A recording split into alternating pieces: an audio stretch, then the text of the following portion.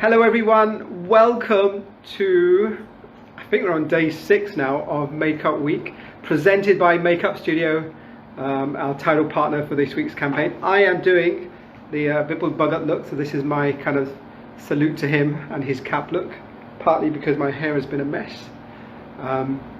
Super excited, I hope you've been enjoying this week. We've had great artists coming from around India, around the world. We've done technical sessions, inspiration. We managed to even, thanks Armand, this is my Vipul Bhagat salute. We've had Amol Doshi managing to do a prosthetics look, which is incredible in a lockdown environment. We've chatted cruelty free with Armand. We've had Vipul Bhagat do shows. We've been Sensational Week.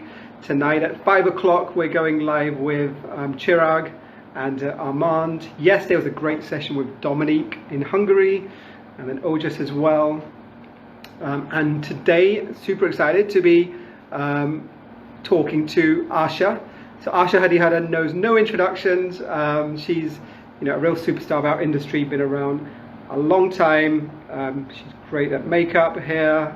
She's traveled the world, brought a lot of that inspiration back to India to mentor and educate youngsters and the industry as well.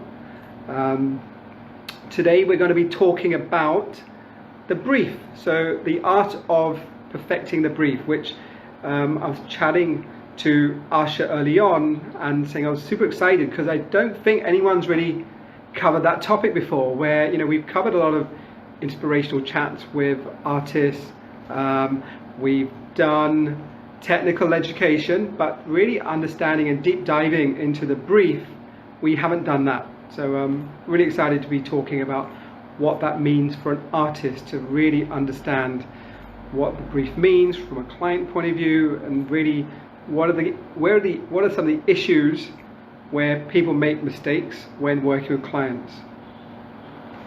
Asha's here.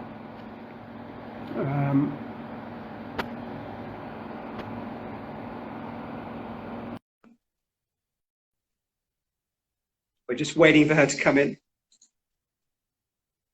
And tomorrow's our last day. We've got a great lineup tomorrow. Hello! Hello! How are you? I'm doing the Vipul Bhagat look today. I see you got the cap on. Yeah. So I was going to do it back because I normally wear it back, but I thought I'll do Vipul Bhagat properly and keep it forward. Okay. So I'm just really fed up. I'm just fed up of my hair, and I am desperate to get a haircut. Okay. So I hope not. The wait won't be for too much longer. Okay. I hope that. I think the next week or so, yeah. Mumbai should be open. I hope so too.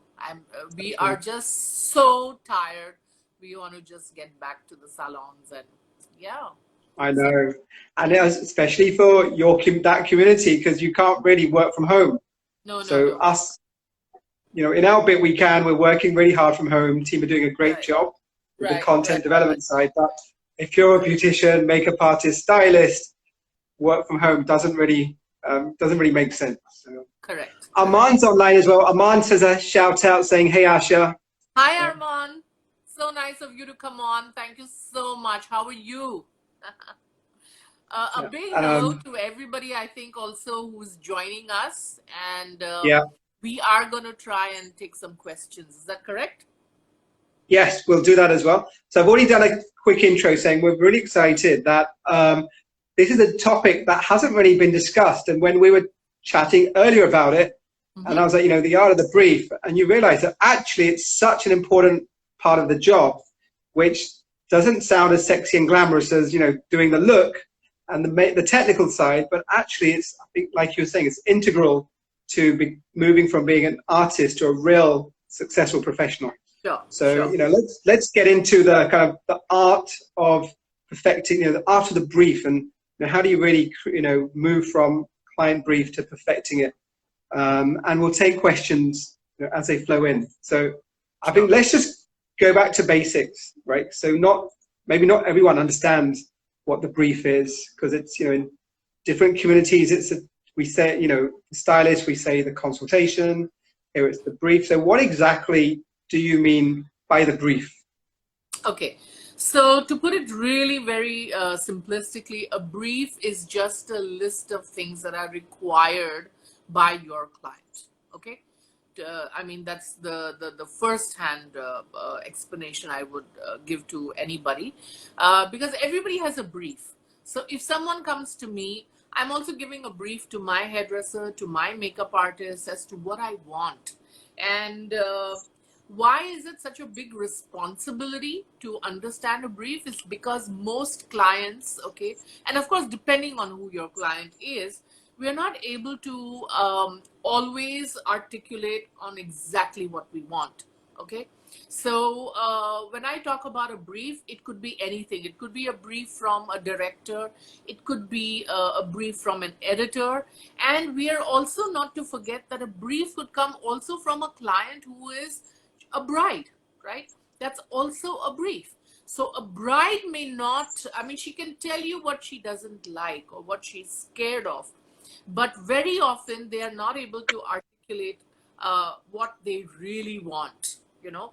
And unlike maybe a director who would say, you know, well, I think she's looking pretty, but she doesn't look mean with the prettiness, or unlike an editor who will say, you know, I want it beautiful, but I want a serene kind of beauty and not a liberating kind of a beauty. All right.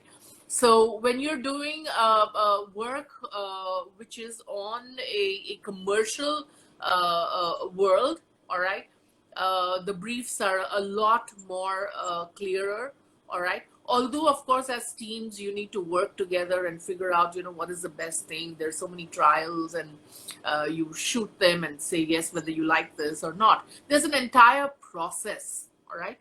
But in the bridal world, what is the process that a lot of brides ask for? Could you give me a trial? Okay. And unfortunately, you know, when it comes to a bride, a trial may not be ideal because she is not in her attire. She is not in, you know, wearing all her jewelry. So the opulence of that and how that shines off, you know, onto her face and things like that. And therefore, I say that a brief is a very important tool for us. We don't realize, we say consultation, all right?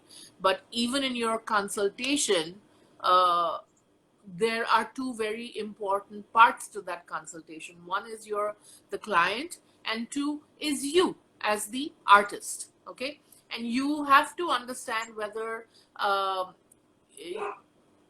always say that people expect you to be professional so that you deliver the artistic proportions of what they require, and to understand that as an artist. Yeah. And I guess when did you first learn about the brief? Because I'm thinking, you know, when you would train, you know, it's not something I've heard part of training curriculum normally. When we talk to artists and they go on programs, they learn basis of skin and technical, etc. So when did you first come across, you know, the concept of the brief? Actually, because I would say that in my career as a teacher, not just an artist, but as a teacher, I've learned a lot more from my failures. Okay, and you know, it's easy to ride on the success of students who do brilliantly. Okay, because that belongs to them. You will see that in a class of 10 people, you always have 2 or 3 who are stars because they are self-motivated, they go that extra mile to study and things like that. But when you are a teacher, you have to look at the other people who have failed and ask yourself, why is it that you have failed? You know, what is where is that gap? Okay. And in that gap, I realized that even understanding a brief is a skill. And I find that a lot of schools don't invest in studying themselves on how to deliver, okay, the teachings that can help a student develop the skill of understanding a brief. That's number one. Yeah. And the other thing is that we always teach students according to their own potential. All right. Now, everybody does that, right? So sometimes if a student is doing brilliant and you say, oh, wow, she's so potential, she's whatever. And when a student is not doing too well and, you tell him that, look, you have so much more potential.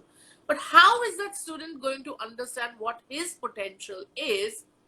Okay. Because it's just a word. What is the meaning of potential? Capacity. So capacity comes from two places. One is that you can function as an artist because that's your potential, all right? But when you break away from that, and I realize that you work on people's mindset, you work on their exposures, you work on, freeing them from themselves and ask them to live out their wildest dreams or say anything in class, then you're going away from potential and you're working on that person becoming a magnetic field of taking up everything. So you expose these people, all right? You expose them to literature and art and history and things like that. So for example, when I talk about an artist, for me, an artist is someone who understands the man, the woman, and everything in between. Okay? So, for example, if I have to do something, I have to do an ad, or if I have to even work on a bride, I understand the nuances of a woman and what makes a woman, what makes her exciting, what makes her boring, what makes her a risk taker, and things like that. Okay? So, here, coming back to the brief, the example of, let's say, the perfume by Revlon called Fire and Ice.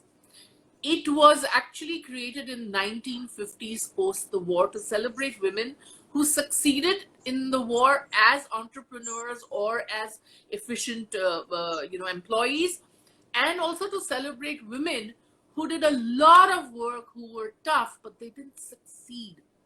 Okay, so when I understand, I understand that, and I've created a perfume called Fire and Ice.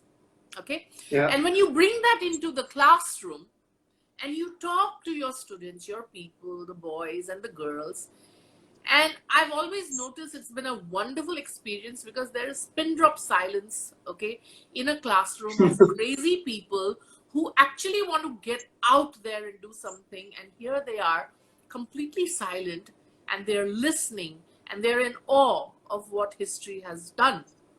And this is just one of the things. So you tell them, it's amazing because we give our kids a list of movies to watch, a list of, Wow. In your makeup class. Yeah. So what happens is when you expose people to all of that, you're not working on their potential anymore. Okay? You're working on a mindset. And when you expand on that mindset, you realize then your ability to understand briefs becomes so much better, because then two things happen.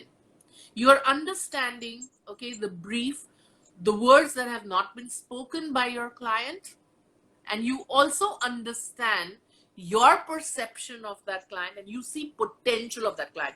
So let's say I'm looking at a character. All right, so most of the time I would tell my director, please tell me, read. Some artists say I will read first and then no, I don't do that. Okay, because for me, when I'm working on a film, that character belongs to my director.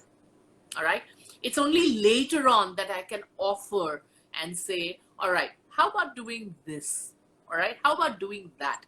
Because when my director reads about his character, I can either feel that he wants to direct the audience towards loving and hating her, or loving her but realizing she's bad, or whatever it is.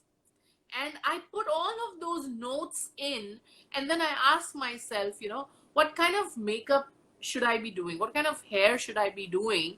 So that when you look at her, the first thing my director said was that she should be stunning. All right. So the overall picture is stunning.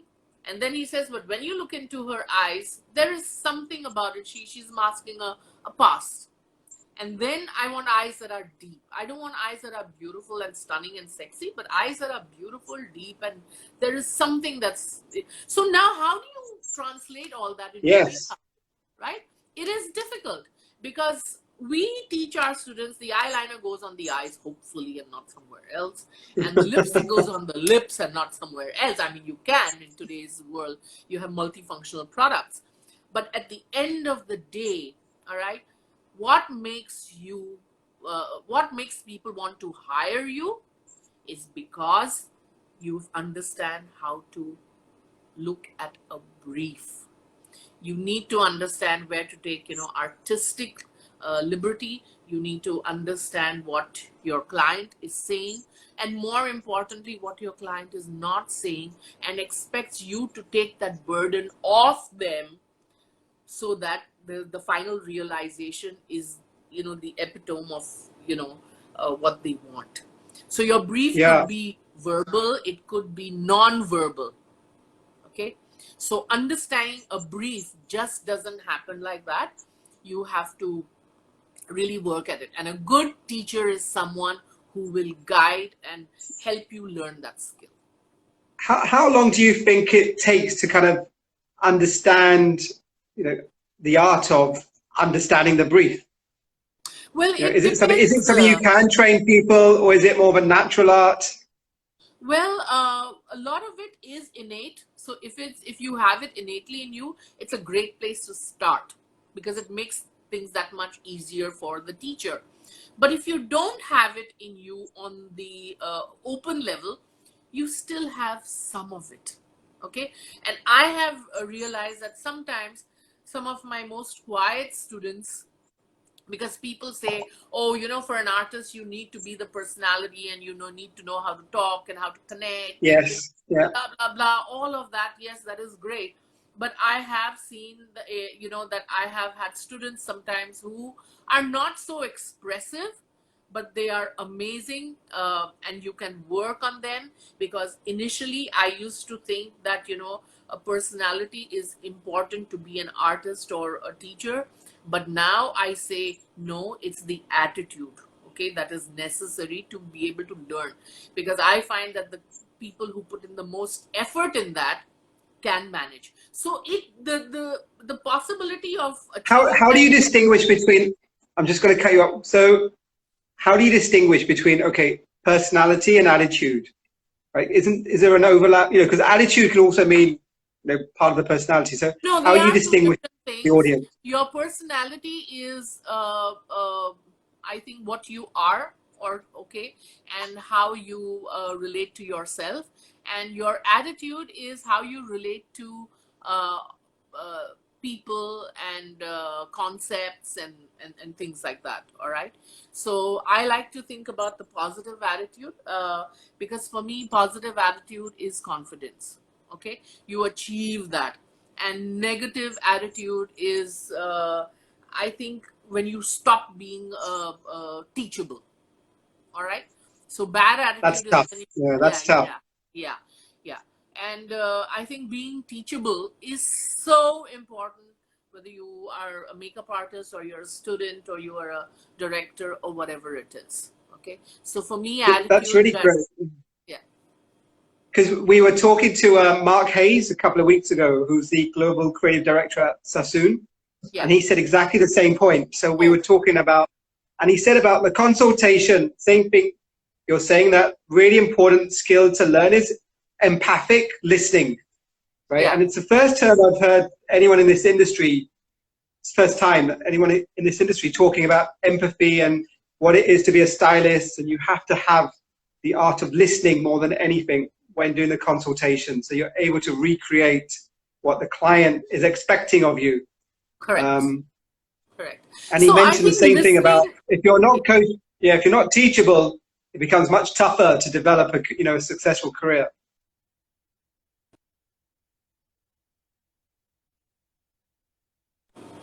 Can you hear me, Vikas? Yes, yeah, we can hear you. Okay, great, It great. was Because cutting I up a just little bit. lost, Go ahead. I lost you just for a moment. Yeah. So listening is really, really important, but I will take that responsibility, some of it, off from the students, because I think that as a teacher, you also need to learn how to hold attention. Okay, because when you have someone mature and who enroll for your classes, they are more committed because they are mature and they have seen life and they've decided that this is what I need to do. But very often when you have younger people coming for your classes, they come because they want to dominate the world. Okay, so they already come with the feeling that, you know, I am princess.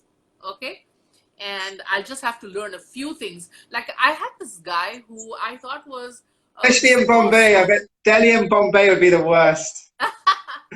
Yes, but to tell you, I mean, to share this experience, there was this guy who was really brilliant, and I love that guy. Okay, but I decided not to take him on my team because I said, you know what, he's so artistic, he is so infectious, you know, and it'll be nice to have someone like that on the team.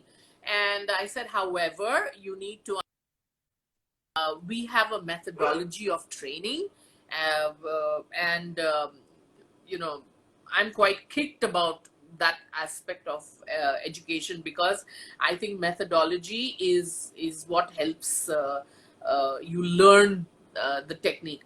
See, being inspired is one thing. All right, you can have a rock star who walks across the room and you are inspired, but does to you being successful in your own craft? That's a different ball game over there, right? So I'm here in the business of teaching you. So this boy said, yeah, I'll just sit for one of your classes and I'll be able to.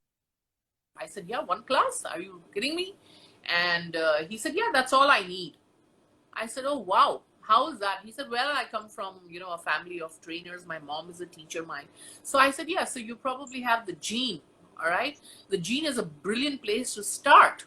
Okay, but when it comes to responsibility, you have to understand that there's a certain technique, and there is no system in the world that allows you to compare one technique to the other. But I do know for sure that if your technique, okay, is something, so for example, us, we often, my husband is an educationist, so he would say, all right, if you're teaching the eyeliner, would you not want to teach it after step 2, or why would you say teach it at step 4? And we sit down and figure out, and you know, we look at the possibilities and say, all right, I think it's a better thing to teach it at step 4 because it yields more results. Okay, so this is a mathematical process, it's a scientific process, and you can't just come in and say, you know what, I'm going to just sit on one class and then I can teach. Okay, I mean, it's great if you're inspirational, but I don't want you to be there just to be inspirational. I want you there so that you can, you know, teach a skill which unfortunately is still such a gray area.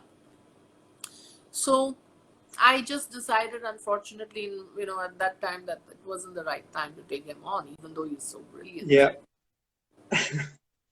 Probably wasn't the wrong decision though, because you hear many examples of that and they end up dominating, and the other students suffer, you know, from that kind of personality in the room.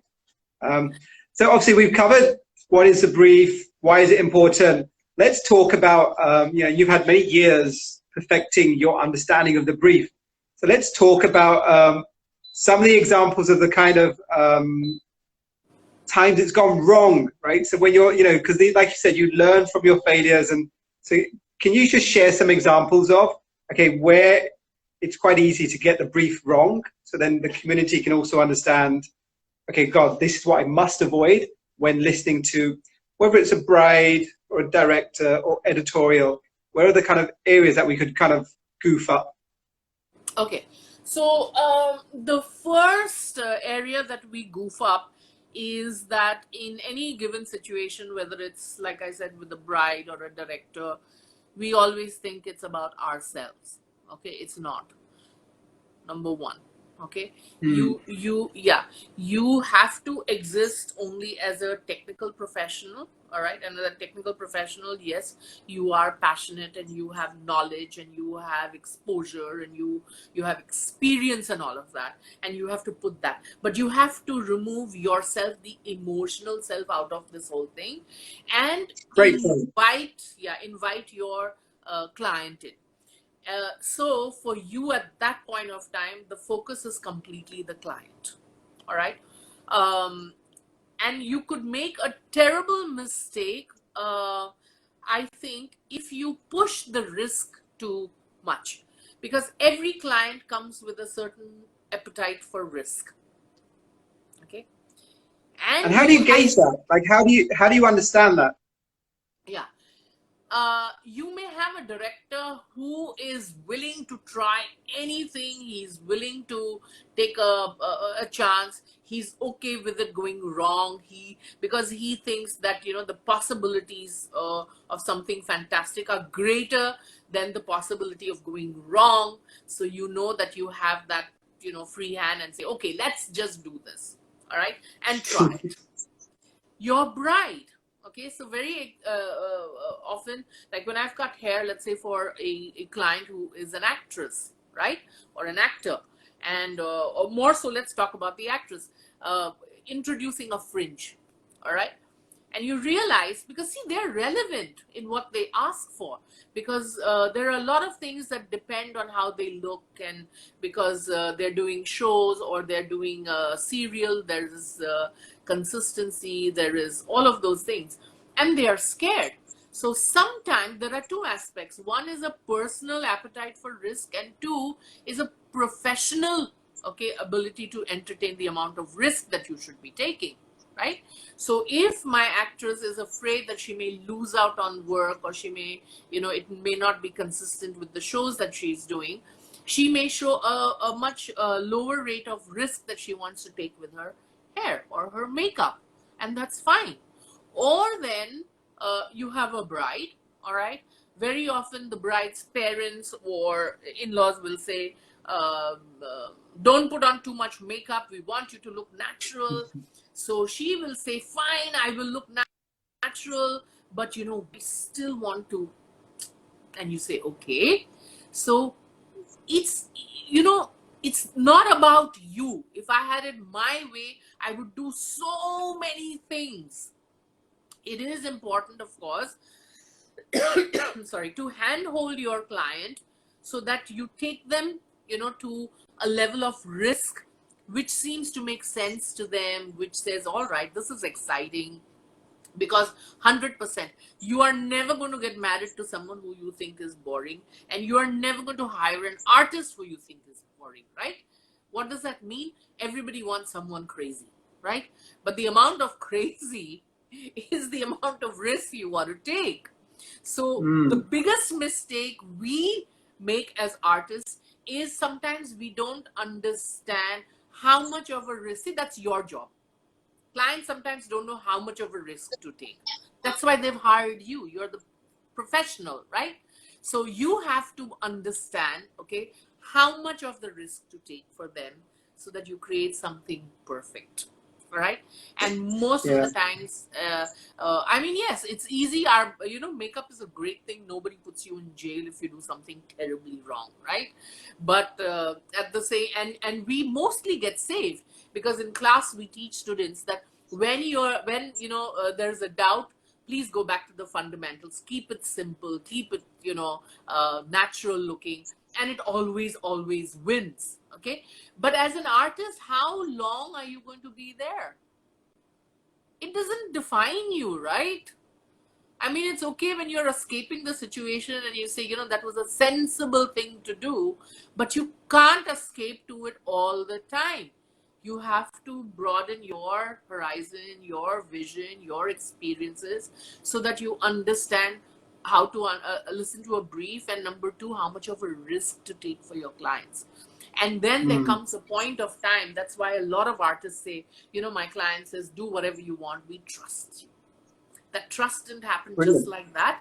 It happened Yeah. because you did good makeup. Number two, you exposed your clients to a greater possibility. And three, you handheld them when taking a little risk. So the client comes back and say, oh, wow, you know what? I was scared of that blue eyeliner, but I got to give it to you. Everybody loved it and it was wonderful. That was a risk you took. Okay. Yeah, I think that's a really good point, because when we think of makeup artists, we think of also quite elaborate, I don't want to say crazy, but people that can do some extravagant work, and that can be scary for especially if you're a bridal, bridal client.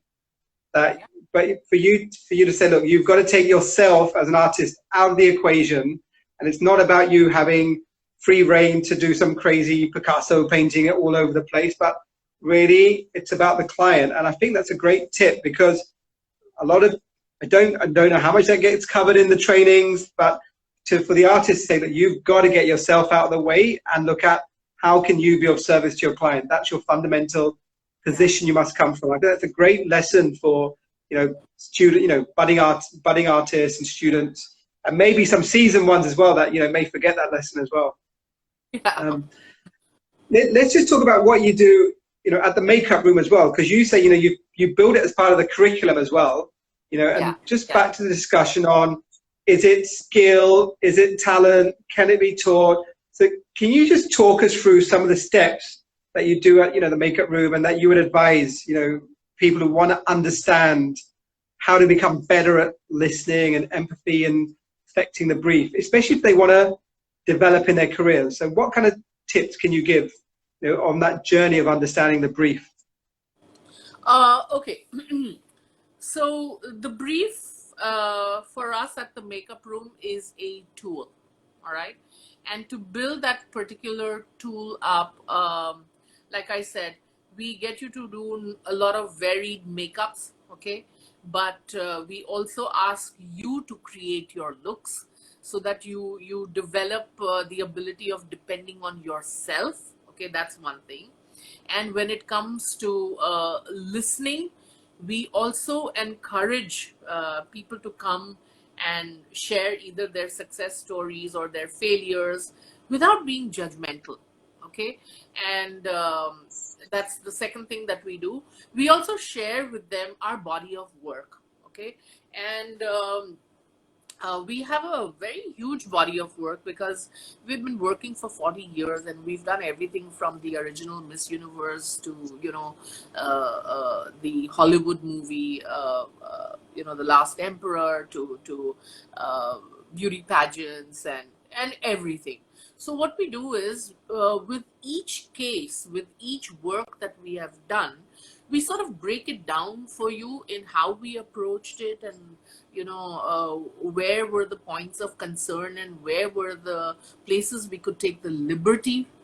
And so that when your students are exposed to each of the projects, we ask them to do the same thing.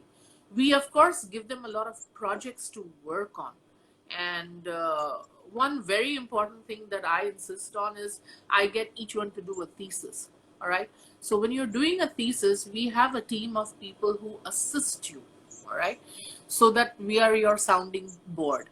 So I tell my trainers, you have to refrain from saying do this or don't do this. All right. You have to say, wow, that's interesting. Okay. So, but when you say it's interesting, what do you feel about it? Why do you think it was important to put this up? So basically, you're taking your students and just throwing them into the ocean, all right, and getting them to develop their own ability to swim. And when they do this, we also give them projects to say, all right, hi guys, I am so and so, or I'm Coca-Cola, or I'm whatever the company is, and I need you to do this. And then I'm going to figure out who has come out with the best. So this is the competitive nature that comes in.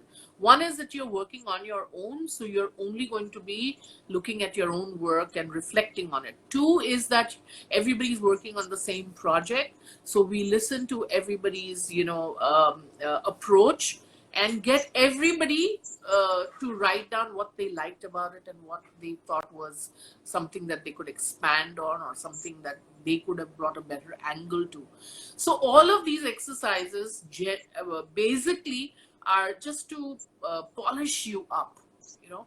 So by the time you leave, you're not 100% matured and come into your own, you know, the best that you can. But you've definitely started out on a journey. And trust me, because my students are never the same after our classroom, never. Okay. And there was a time when my husband used to ask me, what do you do to them? You know, what do you do in class? Because at the end of your class, they're like soldiers on a mission, and that the mission is themselves. Okay, is nothing else. For me, I don't care about what you think about the world. Your greatest mission is yourself. So if you become that your best mission, you realize the way you understand briefs is different, the way you execute on briefs is different, the way you understand, you know, risk taking, but the business side of it, projection and presentation, and all of that just changes. So the focus is, for me, is really the student. Oh, brilliant. And then what's the balance between, going back to an earlier point, understanding the brief, or following the brief versus artistic creativity? So how do you toe the line and get the balance right between the two? Like I said, it depends on who your customer is. All right. If your customer, I mean, you have to, of course, inspire your customer that you have the capability of delivering artistic liberties, but still keeping in line with their brief. They're very happy to explore. I have never in my life seen a client or a director or an editor who's not been happy to do that, because they come with the what should I say, the nucleus of the idea. Okay. And if you can expand on that in an artistic manner, then you're bringing in another dimension of reality to that character or to that look. And therefore, again, like I said, it depends on you and your client, and you will automatically feel, because this is again, like I said, it's an amazing field. You can't quantify everything, but if you've taken the liberty, if you've pushed the limits, and it will feel right. And once it feels right, you know you're bang on. Okay.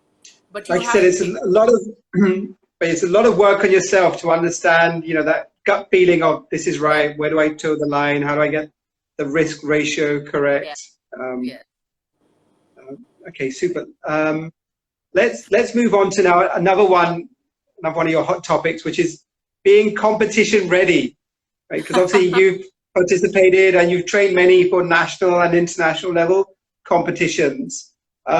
So that is a tough brief to follow, right? So we know that, I know when we spoke to you and Vaishali, you know, and even Seema, that moving from operating in India to global competition level, the briefs, you know, can be quite daunting the first time. So for artists and people listening in and who want to start competing, what are your tips there for them to understand moving, you know, to be able to compete? And let's look at more of a global level then, because that's the international kind of standards. Yeah. What tip would you give them? What advice would you say, look, these are the areas where you could make mistakes, because international versus domestic is very different.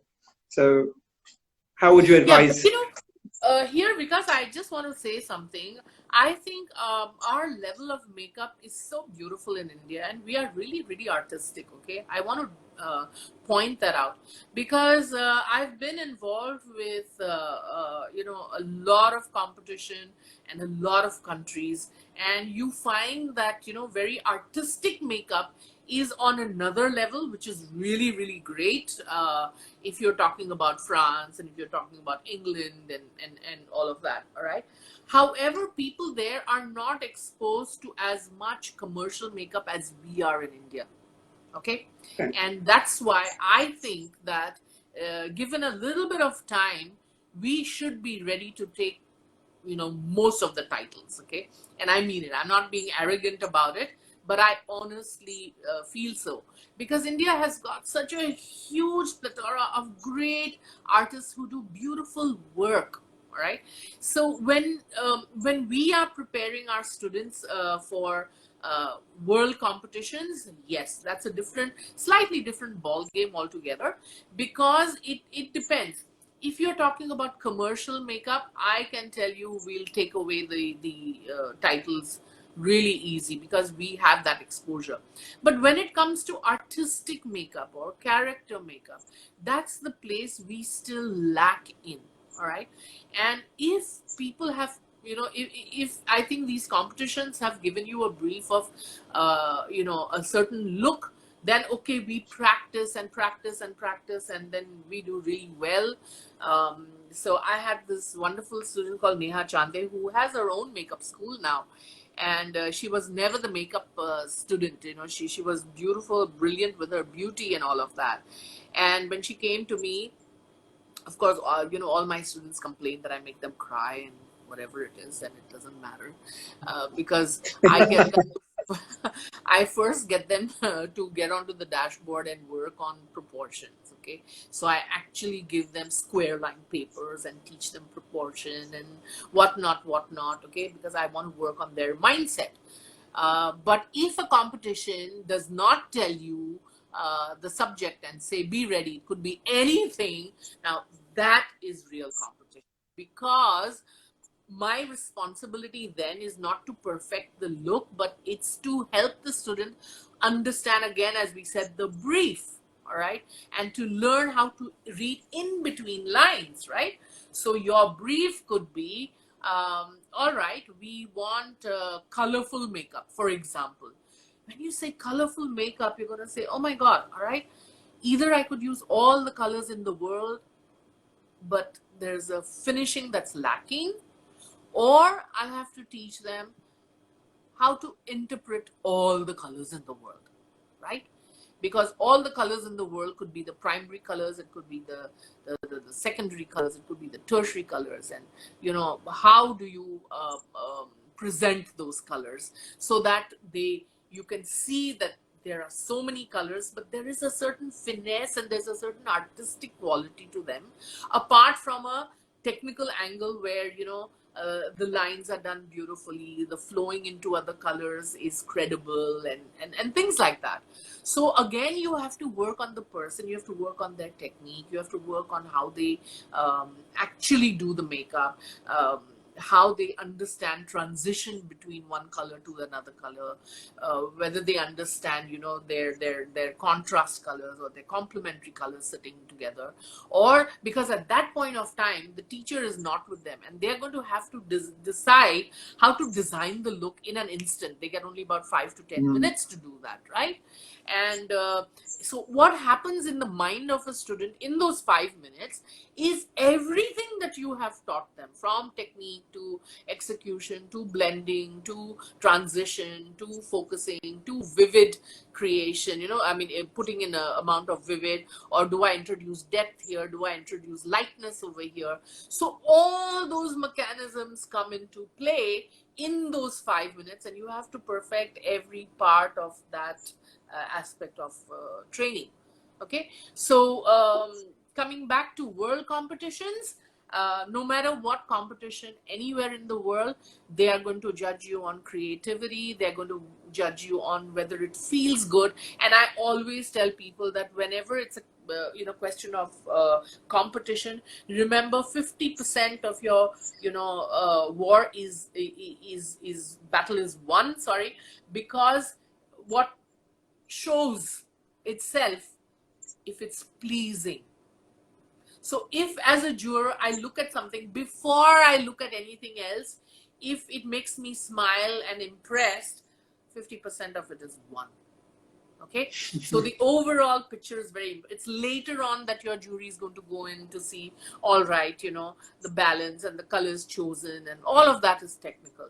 But first you have to figure out a way of creating something that has the harmony of all of these aspects so that it's visually pleasing. Yeah. Not easy. I mean, it sounds quite a lot of training, and I think people should come to you to make sure Taskmaster puts them in shape to understand this?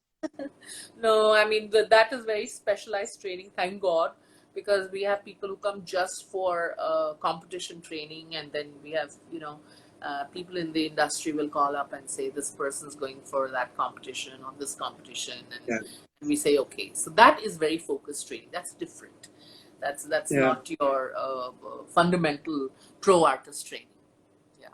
Can you share a story of like something that from your career that you got a brief and it really went well, right? So in terms of whether it was bridal or editorial or film, that when the whole thing came together between getting your artistry could come out, as well as really perfecting the kind of what the client wanted as well. Like if you could just share a story, because I'm sure you got many kind of moments in your career that it all came together and you thought, okay, this was the perfect time or the perfect look, and all the pieces of the puzzle came together. Yeah, so there were two stories like that. One is, of course, on my home ground with Priyanka Chopra and Ashutosh Gowarikar. I have to tell you, I hate doing films. Okay, I just hate. You hate what? I hate doing films. Okay, yeah, because it's so much torture to be there and touch up, and of course you have your artists who do all of that, but it's a long drawn process, and I personally enjoy shoots more than anything else. But this is one of the projects that I completely love because number one, Ashutosh gave me liberty. Number two, he said, our Priyanka is going to play 12 roles. And initially I said, oh, okay.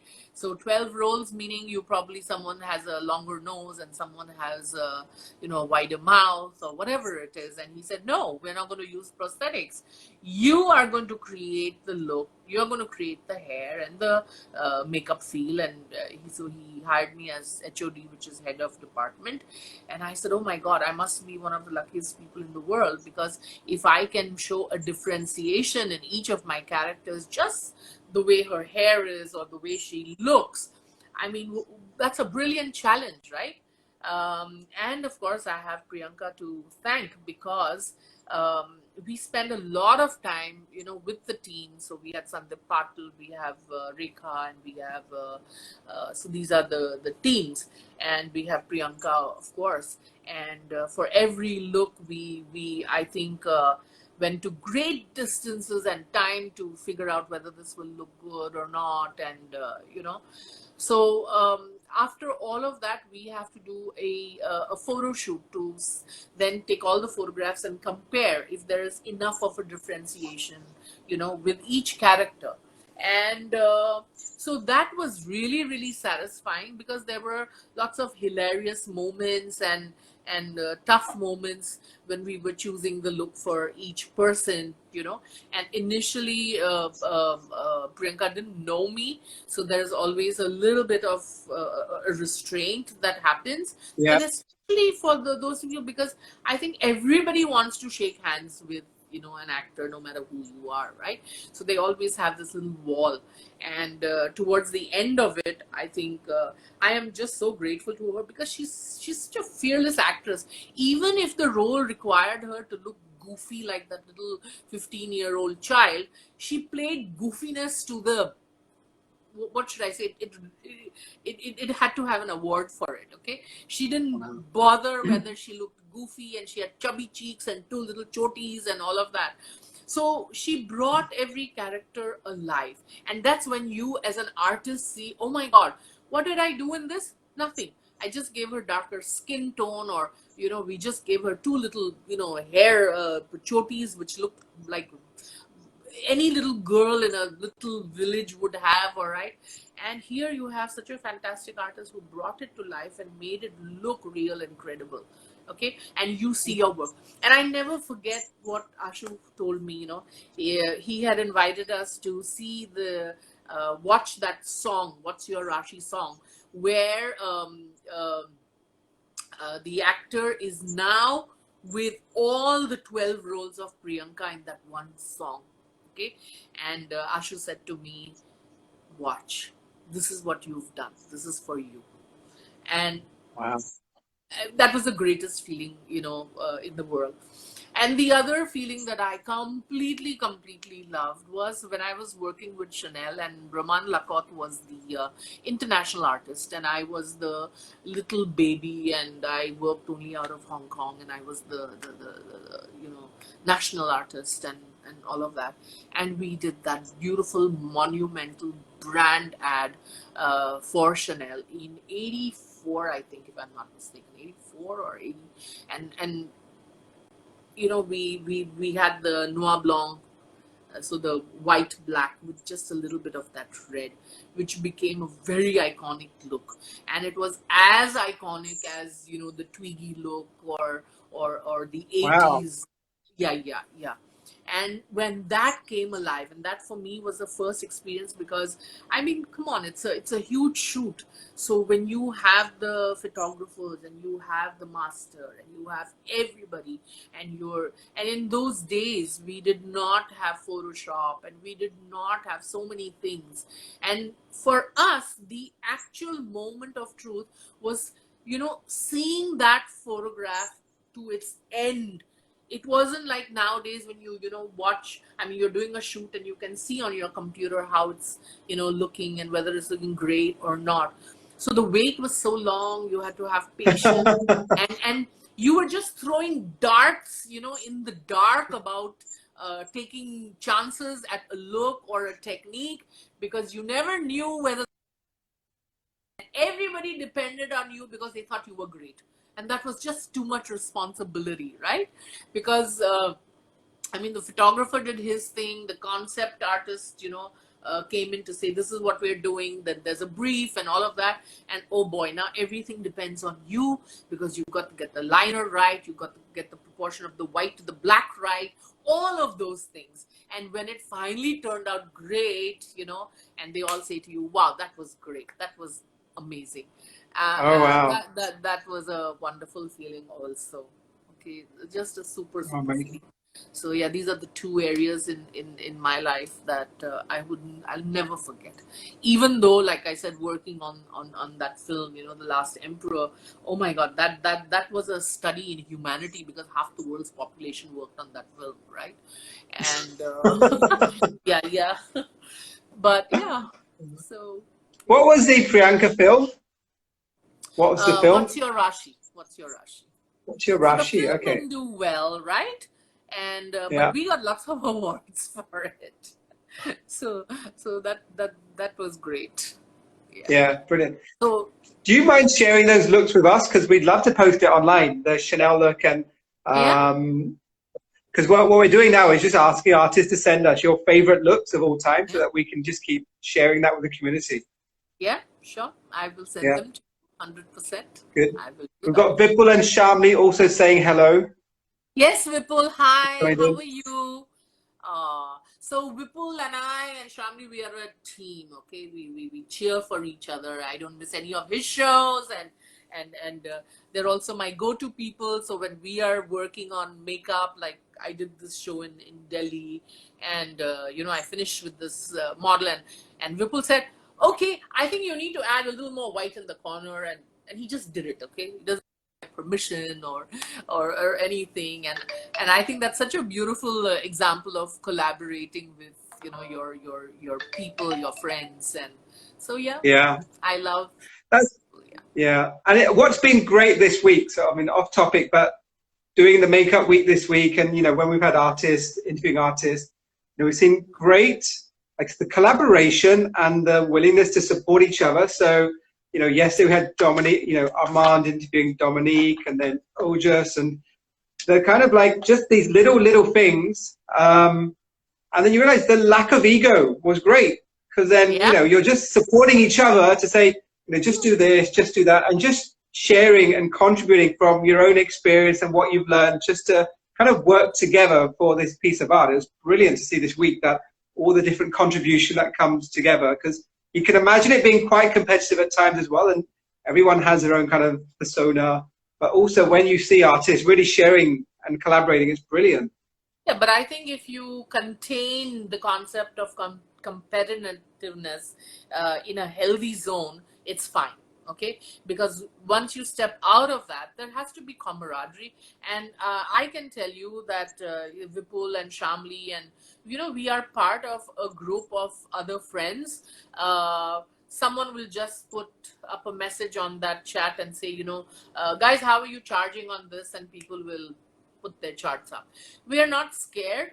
And when you help and when you collaborate and you don't have ego, you realize that you can go back and do much better work in your own field, in your own salons, and that yields so much, So I think competition is great as long as it's not personal, and collaborations are great between friends, and all of that. So I think it's super cool. Yeah. Yeah, brilliant. Super. I So think do we you want can to come pick to any a... questions that anybody has? Any questions? We've had more kind of, hey Ash, more like love and being donated to you than questions. And I think, I mean, you've done a great session in terms of breaking down the concept of the brief. So I don't think we've had many questions actually. One of them that did come up was about how do you start entering and competing at bigger competitions, which you've answered as well. I lost you there. I lost you. So I think we've covered most of it. Is hey Asha, we love you kind of messages, and then a couple of questions on the competition which you mentioned. Okay, that's great. That's really great. But anyway, Vikas, thank you so much. I think you've brought a lot of us on this platform, and it's such a great thing because I think in this pandemic, this lockdown time, no one's really looking for perfection, but we're always looking for direction and something that you can identify with. So I think great on you and your team to bring this up for us. Thank you so much. Oh, appreciate that. Thank you. And we've still got a few more slots to go. So we've got Chirag tonight at 5 o'clock. Yeah. We have Seema tomorrow at 11 o'clock. She's going to be talking about updos and teaching artists the art of creating updos for their clients. And then tomorrow at 5 o'clock, we've got Lance. And Lance is one of the top makeup artists at London Fashion Week. So she's rated at one of the top artists, top influencers. And Armand's interviewing her tomorrow at 5 o'clock. So that'd be a great one as well to understand, bring the international perspective as well. That's amazing, because I do know that, the makeup room is, I have partnered with Ishan Education. Ishan Education is owned by